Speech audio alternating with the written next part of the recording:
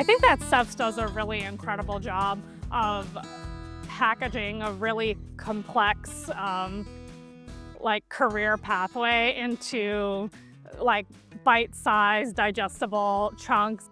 Just in farming, it can feel like a lot.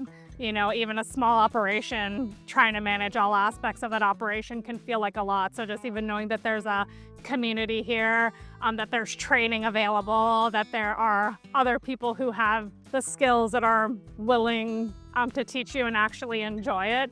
I think just having that is really powerful.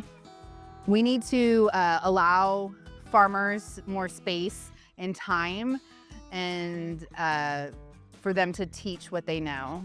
Farmers are doing so much in a small amount of time. To really share that knowledge and to slow down to speak their story and tell their story to the people that want to be mentored is really important. You gain a lot of skills when you're just employed by a farm, but to be an apprentice that has the additional training is, I think, pretty powerful and provides so much room for growth. And when I went to school for animal agriculture, but all my experience in vegetable agriculture has been acquired through apprenticeship and mentorship of my own.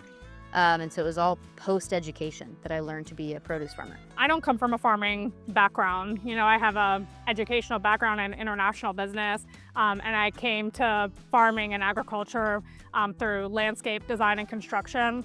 And I like to tell people that, you know, if I can do it, anyone can do it, right? And gives them, I think, confidence to be able to take this in whatever direction they want to take it in. So yeah, I feel like my mentoring approach is just by letting people know that this is a very accessible and very rewarding career pathway.